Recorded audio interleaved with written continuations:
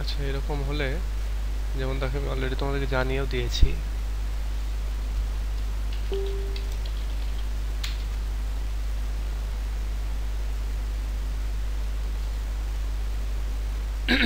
আচ্ছা,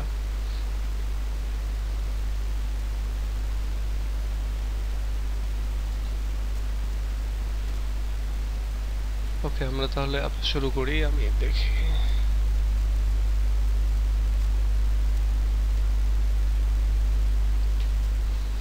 দেখো, আমরা হাই ইমাজিনেশনের কথা বলছিলাম।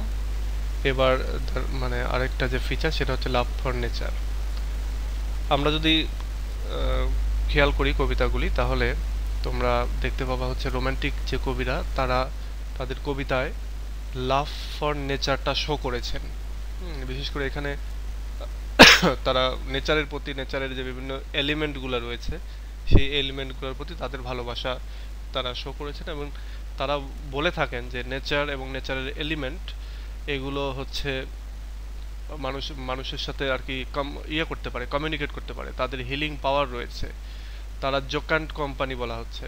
ইভেন এক্ষেত্রে একটা তোমরা যখন তোমাদের ইয়ে পড়েছো, একটা কবিতা ছিল হচ্ছে টিন্টার ন্যাবে।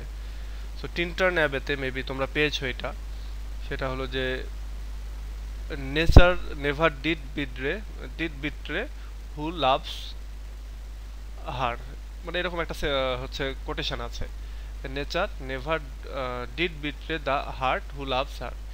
সো এইটা হচ্ছে এই মূলত ওয়ার্ডসওয়ার্থের দর্শন একটা বলতে পারো, জীবন দর্শন, যে নেচারকে যদি তিনি ভালোবেসে থাকেন, কেউ যদি ভালোবেসে থাকে, তাহলে হচ্ছে নেচার কখনোই তাকে মানে তার সাথে বিট্রে করবে না। সো এই বিশ্বাস থেকেই মূলত তাদের কবিতাগুলোর ভেতরে আমরা নেচারের অনেক এলিমেন্ট পাবো। এটার এক্সাম্পল হিসেবে টিন্টার ন্যাবে রয়েছে, তারপরে মাইকেল নামে একটা কবিতা রয়েছে উইলিয়াম ওয়ার্ডসওয়ার্থের। তারপরে তোমরা পাবা হচ্ছে যেমন ওড টু দ্য নাইটিঙ্গেল, তারপরে টু এ স্কাইলার্ক, এগুলো ন্যাচারাল যে এলিমেন্টগুলি, যেমন পাখি, সেই পাখি নিয়ে তিনি উল্লেখ করেছেন, তারা লিখেছেন। তারপরে তুমি পাবা হচ্ছে ওড অন এ গ্লেশিয়ার নার্ন, এখানে নেচার নিয়ে আছে কথাবার্তা। সো এইগুলো হচ্ছে এক্সাম্পল। তোমরা যখন এই ইয়েগুলো লিখবা, পয়েন্টগুলো যখন 2-3 লাইন করে বর্ণনা দিবা, এবং তার নিচে যখন এই কবিতাগুলোর এক্সাম্পল দিবা যে এই কবিতাগুলোর ভেতরে রয়েছে, তখন কিন্তু টিচাররা একেবারে মার্কস দিতে বাধ্য।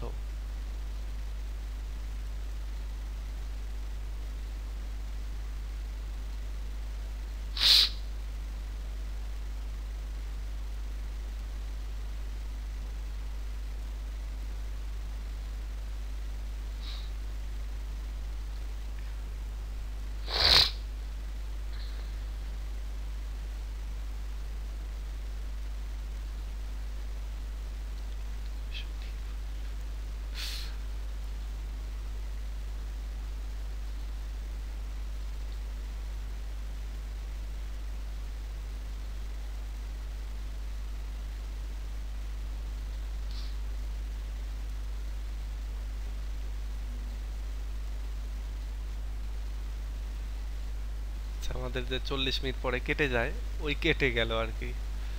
আমাদের আগের সেশনটাই চলছিল, এই জুমের আগের সেশনটাই চলছিল, তো 40 মিনিট পরে কেটে গেছে।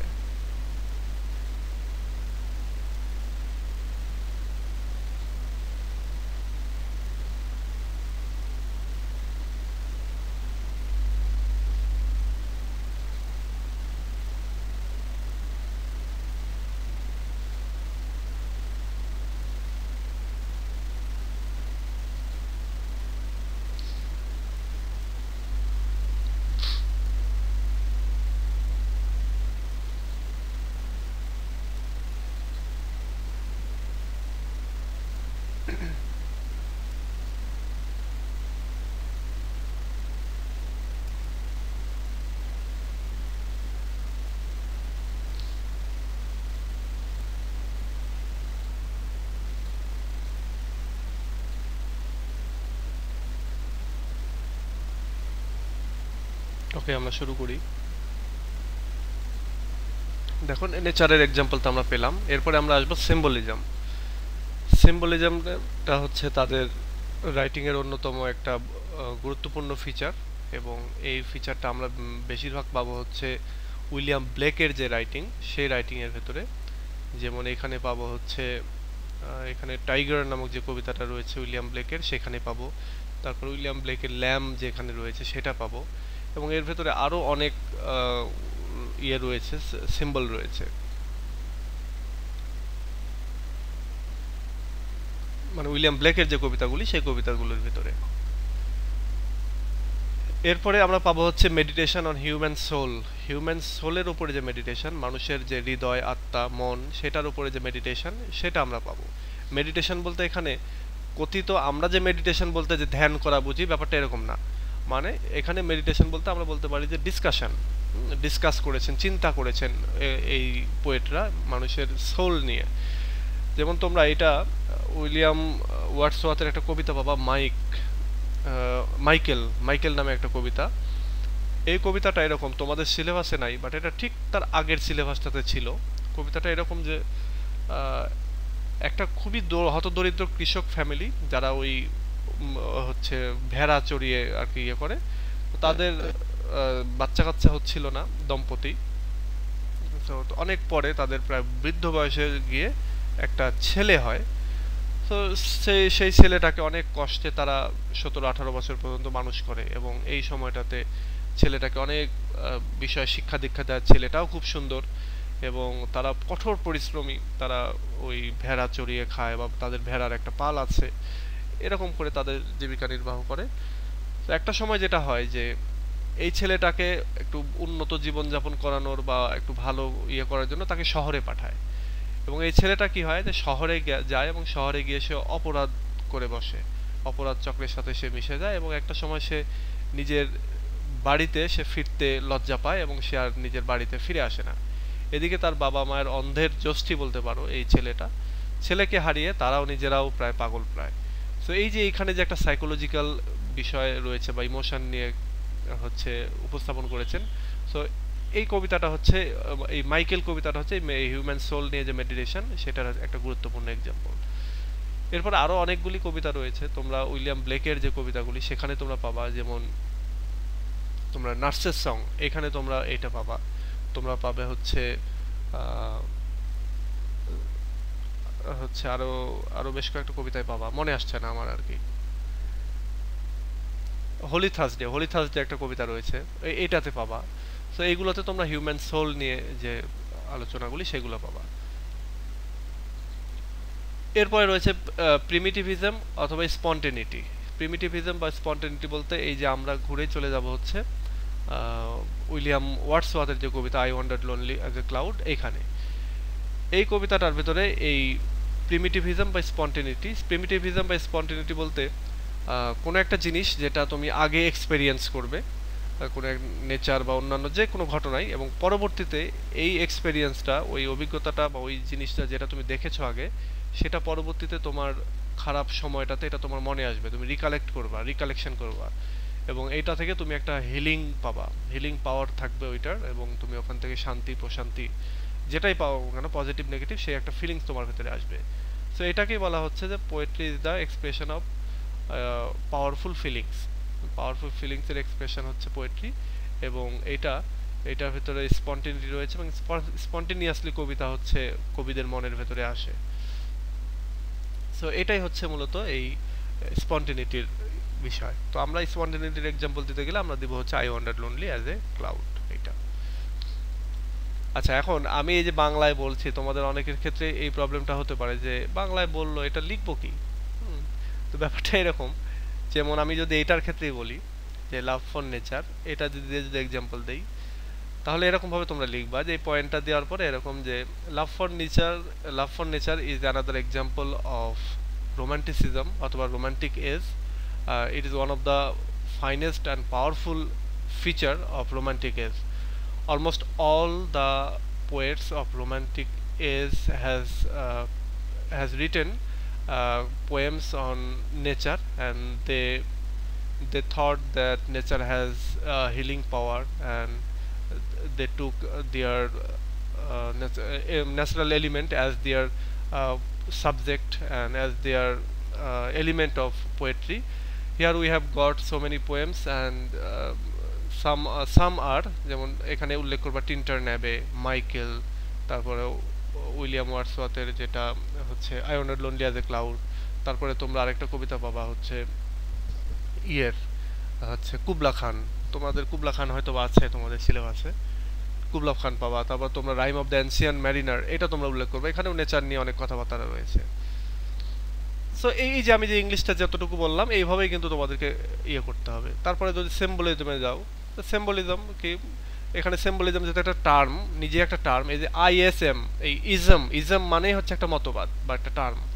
সিম্বলিজমের ক্ষেত্রে এখানে আমরা এইভাবে বলবো যে symbolism is something that stands for anything else. Symbol is something that stands for something by anything that stands for something else. We got many symbols in the romantic poems, such as আমরা ওই যে William ব্লেকের tiger উল্লেখ করব, তারপরে lamp উল্লেখ করব, তারপরে আমরা এখান থেকে তোমার রাইম অফ দ্য এনসিয়েন্ট ম্যারিনারের ভেতরেও আমরা অনেক সিম্বল পাবো। সো এইগুলো আমরা এভাবে উল্লেখ করব। এরপরে দেখো আমরা এরপরে এখানে চলে যাই যে interest in the remote or love for the past. এই যে ইন্টারেস্ট ইন দ্য রিমোট আর লাভ ফর পাস্ট, এটা হচ্ছে এটার বেস্ট, এটা হচ্ছে একটা গুরুত্বপূর্ণ ফিচার, এবং এই ফিচারটা আমরা পাবো হচ্ছে ইয়ের ভেতরে, তোমরা পাবা হচ্ছে ওড অন এ গ্রেসিয়ান আর্ন, এটাতে পাবা। এটাতে গ্রেসিয়ান আর্ন হচ্ছে অতীতের একটা জিনিস, এবং সেইটার প্রতি কবি এখানে তার যে লাভ, তার যে ভালোবাসা, তার যে ইমোশন, প্যাশন, সেগুলো তিনি প্রকাশ করছেন। আরেকটা পাবো হচ্ছে কুবলা খান। কুবলা খানের ভেতরে আবিসিনিয়ান গার্ল সম্পর্কে একটা কথা আছে, এবং সেই আবিসিনিয়ান গার্ল এরকে এখানে যে মানে অ্যালিউড করছেন বা এখানে যে নিয়ে আসছেন কবি, এবং পাস্ট একটা এক্সপেরিয়েন্স, পাস্ট একটা ইভেন্ট বা ঘটনাকে তিনি এখানে নিয়ে আসছেন। সো এটার মাধ্যমেই মূলত এই রোমান্টিক পোয়েটরা তাদের রাইটিংয়ের ভেতরে এইভাবে আর কি নিয়ে আসতেন। এরপরে রয়েছে সিম্পলিসিটি অফ এক্সপ্রেশন। এটা যদি তোমরা I wander lonely as a cloud এটা খেয়াল করো, তাহলেই তোমরা পাবে সিম্পলিসিটি অফ এক্সপ্রেশন। মানে কত সহজ সুন্দরভাবে একটা কবিতাকে তিনি তার মানে হচ্ছে উপস্থাপন করেছেন, এখানে কোনো বক্রতা নেই। জাস্ট আমরা যদি লাইনগুলো পড়ি, লাইনগুলোর ওয়ার্ডের মিনিংগুলো জানি, তাহলে আমরা এখানে জানতে পারবো। তারপরে তোমরা যদি Rime of the Ancient Mariner পড়ো, তাহলে দেখবা যে ওখানে কোনো বক্রতা নেই। জাস্ট যদি তুমি সেন্টেন্সগুলো পড়ে যাও, ওয়ার্ডের মিনিংগুলো জানা থাকে, তুমি কবিতা বুঝতে পারবা। সো এই যে সিম্পলিসিটি অফ এক্সপ্রেশন, এটা হচ্ছে একটা গুরুত্বপূর্ণ ফিচার। এরপরে রয়েছে রিভলিউশনারি জিল। রিভলিউশনারি জিল বলতে বিপ্লব করার বা বিদ্রোহ করার যে আগ্রহ, সেটা। সো এটা হচ্ছে এই রোমান্টিক এজের একটা গুরুত্বপূর্ণ বৈশিষ্ট্য, এবং এটা আমরা পাই হচ্ছে পার্সি বিশি শৈলীর যে রাইটিং, সেই রাইটিংগুলোতে। এটা তোমরা পার্সি বিশি শৈলীর যে একটা রাইটিং ছিল, সেটা হচ্ছে নেসেসিটি অফ এথিইজম। এটাতে ইউনিভার্সিটিতে পড়াকালে, অক্সফোর্ড ইউনিভার্সিটিতে পড়াকালে এটা তিনি লিখেছিলেন, এবং এর ফলে তাকে অক্সফোর্ড ইউনিভার্সিটি থেকে বেরও করে দেওয়া হয় ইভেন।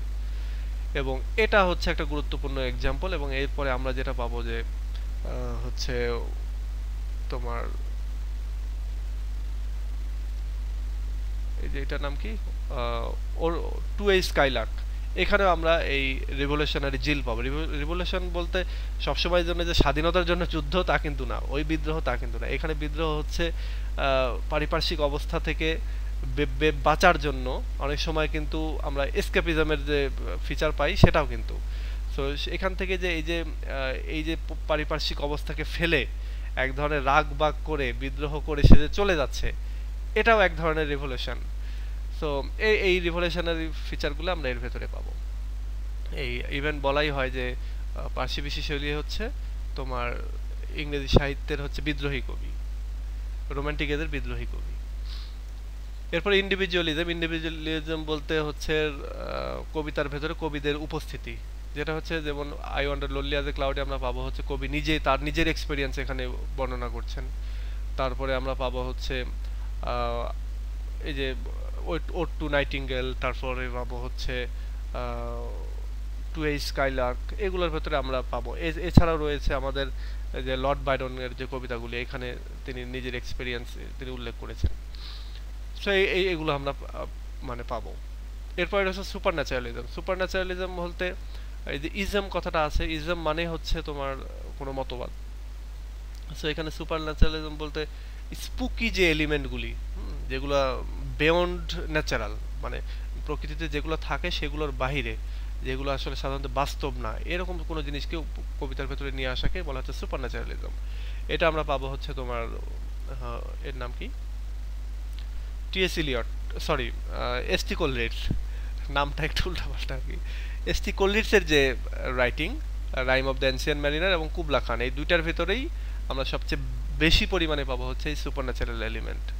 সো এইখানে এটা রয়েছে। আমরা পাবো উইলিয়াম ব্লেকের ভেতরে, উইলিয়াম ব্লেক যেমন তার ইন্ট্রোডাকশন, মানে সংস অফ ইনোসেন্সের ভেতরে তিনি ইন্ট্রোডাকশন যে কবিতাটা, সেখানে তিনি একটা অ্যাঞ্জেলের কথা বলছিলেন, যে অ্যাঞ্জেল মেঘের উপরে ভাসছে, ভেসে তাকে কমান্ড করছে।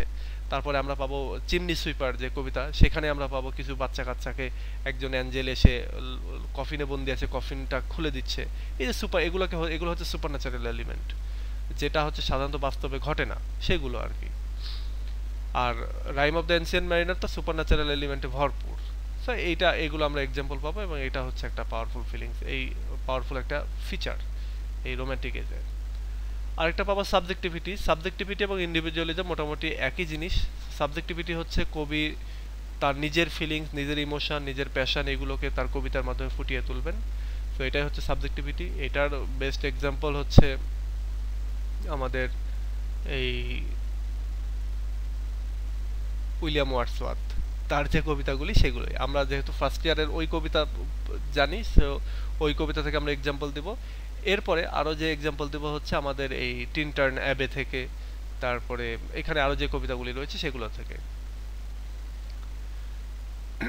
এরপরে দেখো মেডিভালিজম। মেডিভালিজম হচ্ছে মধ্যযুগীয় অনেক এলিমেন্ট থাকবে এই তাদের রাইটিং এর ভেতরে, সেটা হচ্ছে একটা গুরুত্বপূর্ণ ফিচার। এবং এইটার হচ্ছে এক্সাম্পল হচ্ছে যেমন ওডনে গেশিয়ান আর্ন, গেশিয়ান আর্নের যে গেশিয়ান যে পাত্রটা অ্যান্টিক যদিও বলা হচ্ছে, তবে অ্যান্টিক বলতে তো এটা এই মধ্যযুগীয় এলিমেন্ট।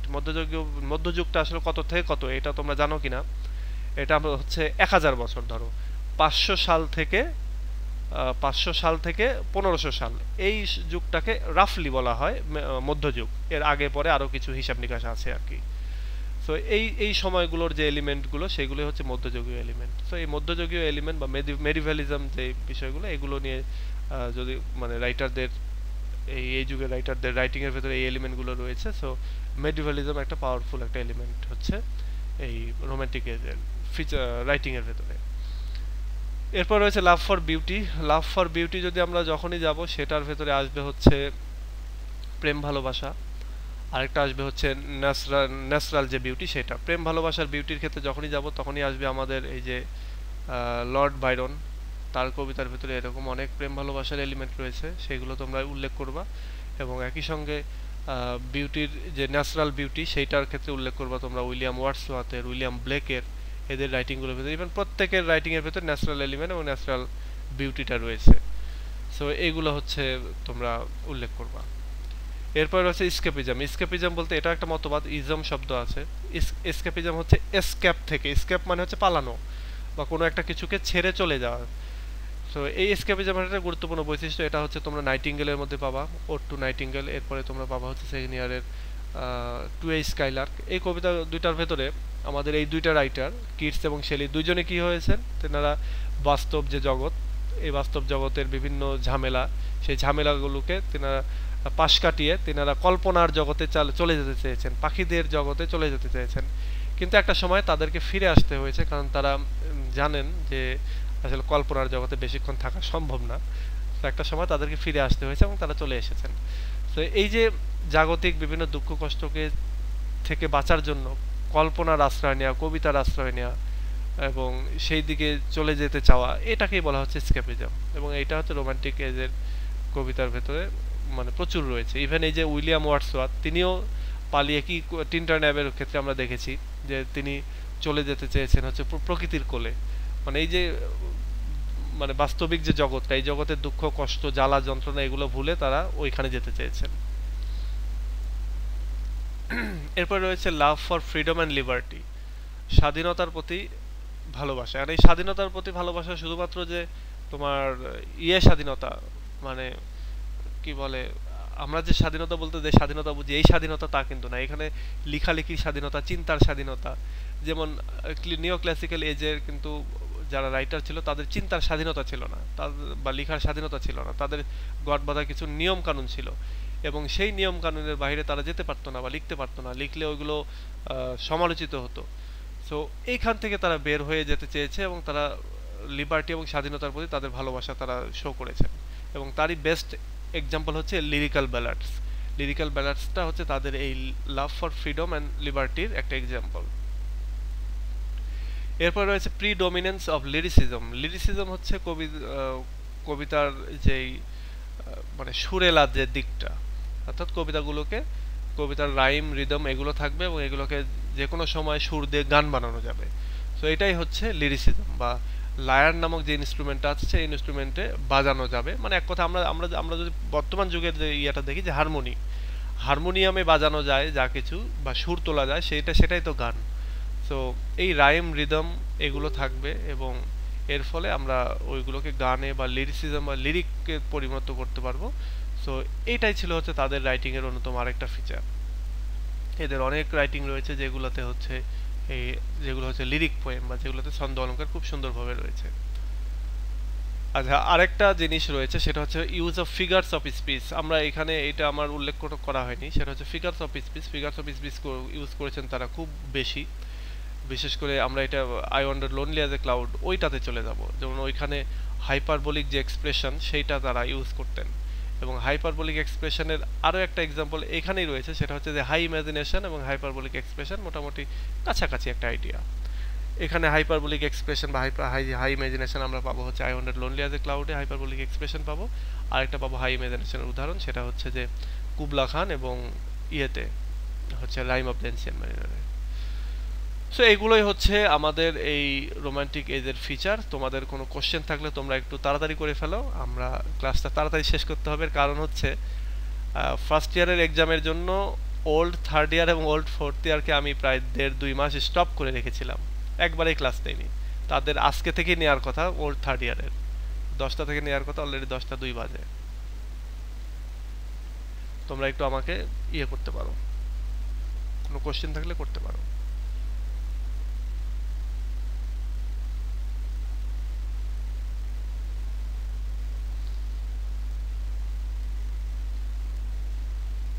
আচ্ছা, ধরে নিচ্ছি তোমাদের কোশ্চেন নাই আসলে। আচ্ছা, আর এই মান্থে পে করতে হবে না? হ্যাঁ করো, করতে হবে না কেন, করলেই হবে। আচ্ছা, না তার কোনো প্রশ্ন নেই। আচ্ছা, এগুলো খুবই ইজি প্রশ্ন, এখানে মানে প্রশ্ন থাকার কথাই নাই।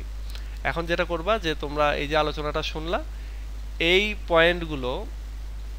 পয়েন্টগুলো লিখে 2-4 লাইন করে লিখবা আর একটা করে উদাহরণ দিবা, তাহলেই হয়ে গেল। মানে খুব বেশি করে, যেমন বই যখন তুমি পড়তে যাওয়া বই থেকে নিবা অবশ্যই, সেন্টেন্সের স্ট্রাকচার প্যাটার্নগুলি তো অবশ্যই নিতে হবে, কিন্তু ওইখান দিয়ে যে কঠিন করে দেয়া আছে এই কঠিনটা দেখে কিন্তু ভয় পাওয়ার কারণ নাই।